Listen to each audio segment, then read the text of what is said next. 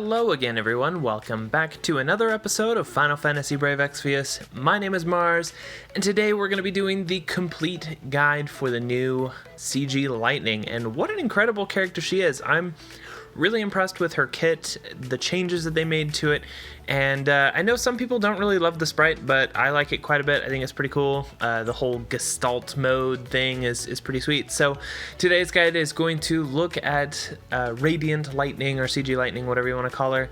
We're going to look at her kit, we're going to look at her rotation, and we're going to take a look at how you can build her, because she is only the second or third of, kind of a new wave of damage dealers that fall under the new true dual wield category. And I know we've had units like Xeno of the Beta Star and Malphase come before her, but Lightning is she's kind of the herald of this new era of damage dealers. So before we dive into her kit, the first thing we want to look at is her TMR. This is something that a lot of people have been excited about because it is a materia that grants 100% attack when equipped with two one-handed weapons. So this is definitely going to be a really amazing item for her, as well as some other true dual wield damage dealers in the future, though not a ton, and that's something we'll touch on later. But this is kind of the Buster style of the true dual wield era, so it's something you may want to get your hands on if you're considering true dual wield damage dealers that will come out down the line. Now, her STMR is a sword called Zentetsuken, and it is a high attack weapon that grants 50% true dual wield and also increases limit burst damage by 30%. So this is obviously going to be a best in slot option on her, as well as some future true dual wield units. Aside from the high attack that it has, that LB boost is really nice, as well as the true dual wield. So it's a very slot efficient piece, especially if you have the sword materials to back it up. Now, of course, the thing we want to dive into the most is how to actually use Radiant Lightning. She has a whole ton of crap in her kit, and let's be honest, most of this you don't really need to use. She does have dual cast for two different sets of skills. You can use double Gestalt to do her offensive skills, and you can also do double Strike to do some of her support skills. That would be some of these breaks that she has here. Now, the breaks are these four different elements: Flame, Frost, Spark, and Aqua Strike 2. These are really handy if you need some emergency break action and you just need to break these out real quick. You can use your double cast through double strike and go ahead and pop those off. It's handy, but I don't see you using it as a regular part of your rotation. Now, she does have a few other abilities, most of which you're probably not really going to care about. You may consider about Seismic Strike if you need to fill her limit burst. And as far as the stuff outside of her main rotation, that's about it. Yeah, Seismic Strike does fill her own LB, which can be handy. Whenever she attacks on her pony, it's very fanciful looking. Calling Odin a pony is probably offensive, but whatever. Now, when you're actually using Lightning, the first two moves you want to do to set up her explosive burst damage is actually to do Defying Destiny Lightning and Paradigm Shift Commando. These two abilities help ramp up her damage. The most important thing with Defying Destiny is that it grants some extra attack, boosts your modifiers, and it'll give you some extra MP on the side. And then Paradigm Shift Commando will grant you a big attack buff and increase the damage of certain abilities. So these are your two opening modifier boosters, and you'll use that to go ahead and ramp up. And it grants her the buffs for a very long time. You can see these last for 10 turns or 11 turns each. This is really awesome to really get your damage going, and you can see mine has like an outrageous amount of attack, 4100 attack. Hello, I'll take that. So that's what you do on your first turn, and that's going to help you get amped up and ready to go.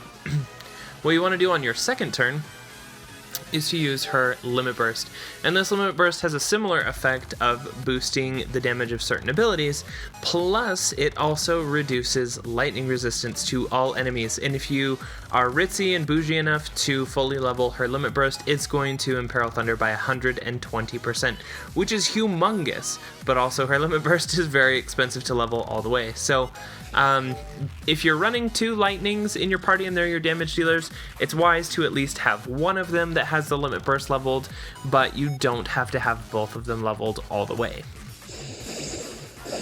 Now, as you know, it's a very, very cool limit burst. I have the animation off because I use her to auto through the event, but it's a very cool limit burst that amps up her damage, and for the following 3 turns you're able to just use Relentless Assault, and that's gonna deal the most damage of any of your rotations. So you start with the 2 cooldown skills, you use your limit burst, and then you use Relentless Assault 3 times. And because she is a true dual wield unit, she does benefit from the increased chain modifier, so she's going to do a crap load of damage. It's super, super awesome. And after 5 turns have elapsed and you've used this Relentless Assault move 3 times, you do want to use your Limit Burst again to refresh the buffs from that, and then you do a bunch more of the Relentless Assault, and then you repeat the 10-turn rotation. Granted, if you make it all the way through 10 turns, whatever you're fighting is probably dead. Now, one thing that is important to note is that if you are imbuing yourself, because you basically have 2 options, and we'll get to builds in a minute. You can choose to build Lightning with a Thunder weapon equipped so you don't have to bother with imbues, or you can imbue externally. If you're imbuing yourself, you need to make sure that you include... Where did it go? Pretty sure it's Thunderfall plus 2. Yes. You need to include this as part of your rotation so that you add the Thunder element to yourself. So what you can do is you can do your 2 cooldown skills on turn 1, you can do your Limit Burst on turn 2, and then you can do 2 damage skills. You can use Thunderfall Plus to add Thunder to yourself, and then you can do Relentless Assault, and that will grant you Thunder damage to your attacks for 5 turns. And that's what I would recommend if you're imbuing yourself. Now, why would you choose to imbue yourself? There are a few reasons. Many people are going to prefer to equip a Thunder weapon, which does shorten the time in your rotation. It does make it a little bit easier because you don't have to use one of your actions to cast Thunderfall. But you may be facing an enemy that is resistant to Thunder, or you may need to switch enemies. Like Orthos and Typhon is a pretty good example where you can explode Typhon very easily with Thunder damage, but if Orthos, for example, buffs his resistance to Thunder, you may be in trouble. So it's handy to have the option of swapping around. Now, she does also have a couple other chaining skills. She has Razor Gale, which is Absolute Mirror of Equity, and this is an on-demand Thunder Imperil that's very, very good, so this is handy to have as well if you need it, as well as Crushing Blow Plus, which is another on-demand Imperil, and it chains with the Bolting Strike family. So if you need to chain, or you need to reapply, if you need to chain with Bolting Strike, you have this as an option, and if you need to re-imperil before your Limit Burst is up, you can do Razor Gale. Now, of course, if your Limit Burst is not available yet, you can use Seismic Strike to go ahead and fill it up, and that helps with filling it quite a lot, although I don't think you can see it in here because you automatically get your Limit Burst. Now, there are a couple of other abilities that you can use if you need them.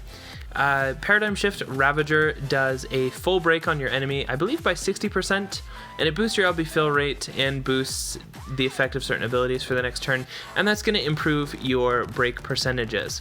Now, this is an ability that you probably will not use often. This is a good emergency full break, but you won't use it as part of her normal rotation.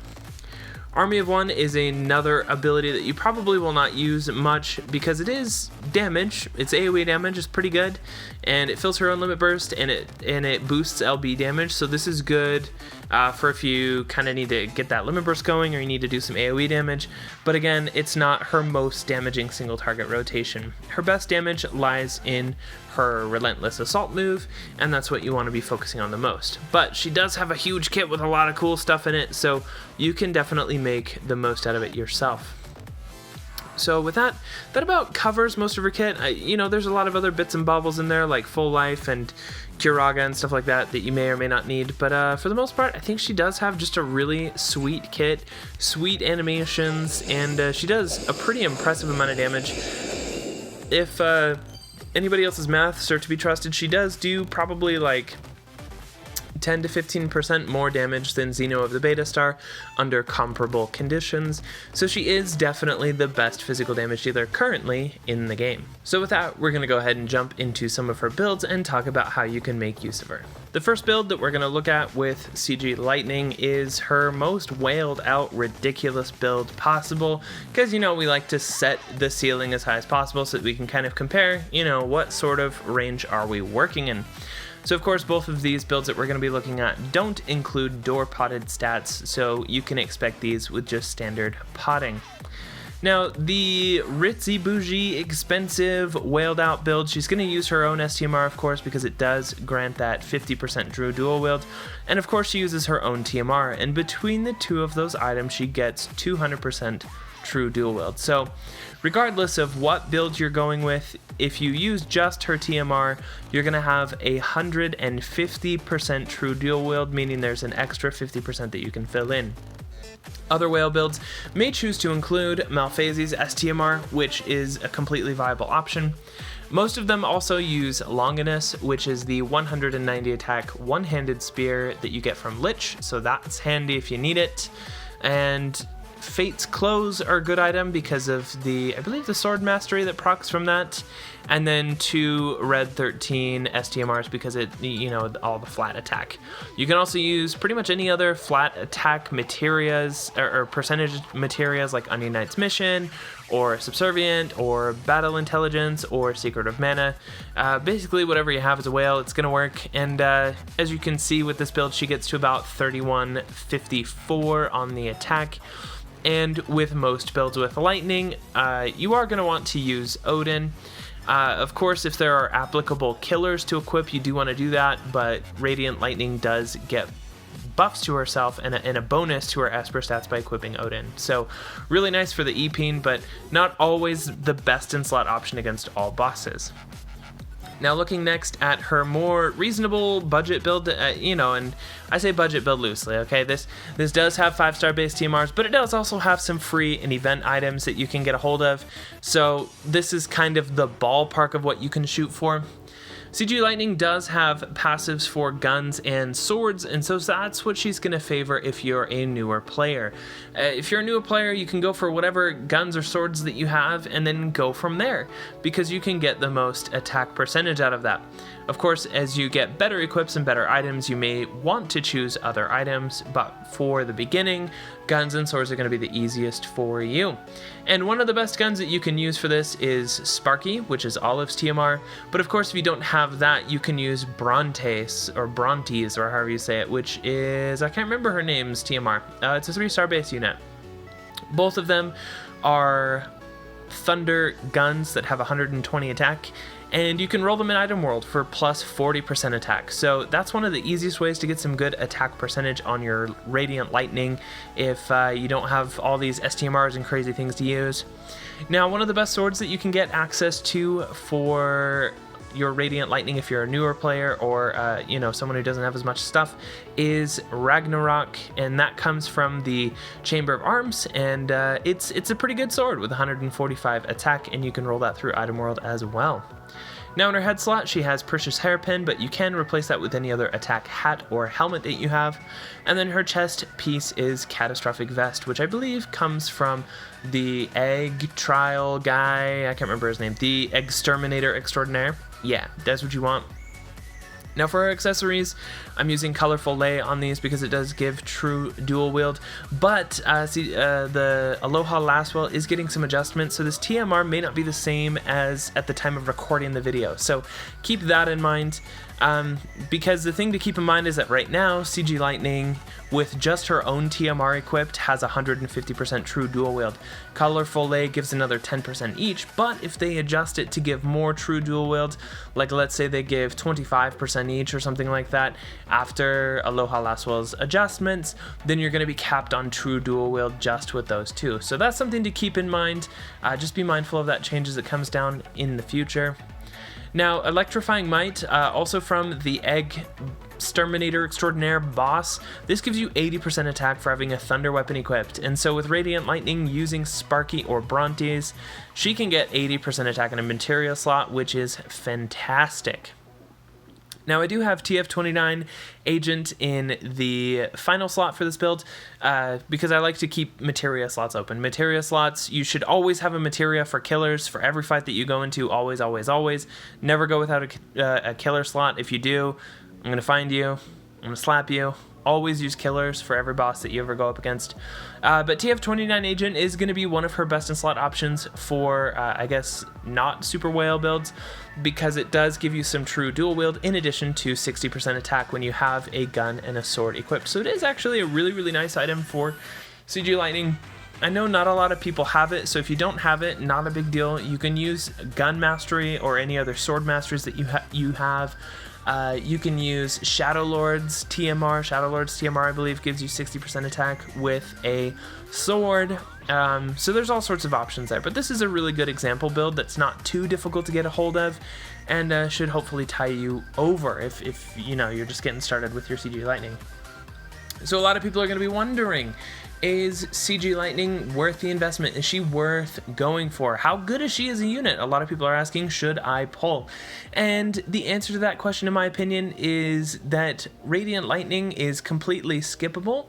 If you have Xeno of the Beta Star, if you have Elena, if you have Esther, even if you have Sabin, or if you have Yuffie, if you have any of these meta tier chaining damage dealers, Radiant Lightning is somebody that you don't have to pull on.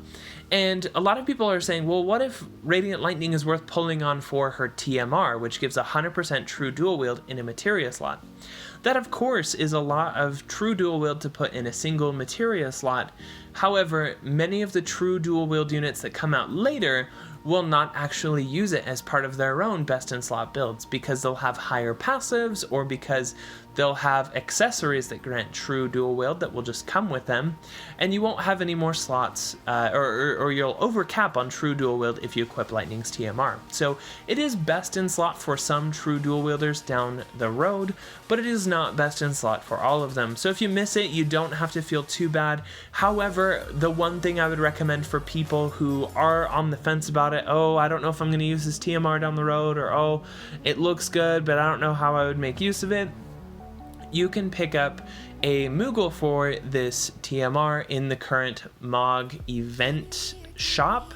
So go ahead and pick that up for 80 currency.